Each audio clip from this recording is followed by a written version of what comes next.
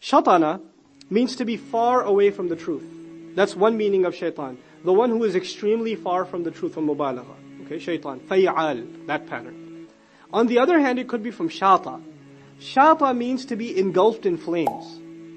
Engulfed in flames of rage, literally. So the one who's extremely angry or extremely frustrated, engulfed, burnt up, scorched, literally. So shaitan from fa'lan then, the mubalagha pattern. What that would illustrate on the one hand is shaitan is calling to something that is the farthest from the truth. That's number one. Number two, that his humiliation before Adam alayhi salam has burnt him so much, all the things he does until now are still as a result of him being scorched since then.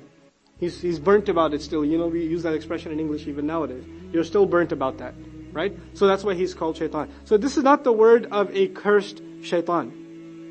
فَأَيْنَ تَذْهَبُونَ? Then where are you headed? Where are all of you going? This, by the way, to me is the center of the surah. This is the heart of this whole surah. The heart of this surah is just a question. And now Allah has just one question. فَأَيْنَ تَذْهَبُونَ? Then after knowing all of this, where are you going?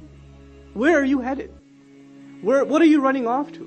You have this world of corrupt knowledge, and you have this world of this source of the most authentic, secure, noble, priceless information that will save you from ultimate destruction. But where are you headed? فَأَيْنَ تَذْهَبُونَ? And then in the end, why is it that you don't go this way or the other? إِنْ هُوَ إِلَّا ذِكْرٌ لِلْعَالَمِينَ. By the way, this أَيْنَ تَذْهَبُونَ, you go this way or that way, is again a tafsir of what came before. أَمَّا مَنِ اسْتَغْنَى. The one who doesn't care. Goes wherever he wants. He feels he's free of need. That was in the previous surah. Now فَأَيْنَ تَذْهَبُونَ? Where are you people headed? Then he says, إِنْ هُوَ إِلَّا ذِكْرٌ لِلْعَالَمِينَ. In the previous surah he said, كَلَّا إِنَّهَا تَذْكِرَةٌ. No, this is nothing but a powerful reminder. Now he says this is nothing but a reminder. إِنْ هُوَ إِلَّا, this is nothing but a powerful reminder. ذِكْرٌ لِلْعَالَمِينَ, for the worlds.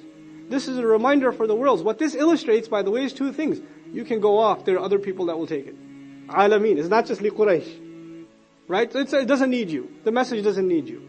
In the previous surah, the message was exalted above the arrogance of the Quraysh. Now they're being told, you want to take it or not, that's your problem. This is a reminder for all of the worlds, all of the nations of the world. And this is not lis-samawat wal-ard. Al-alameen is referred for dhul aql, basically, the creatures of intellect, human beings, jinn and angels.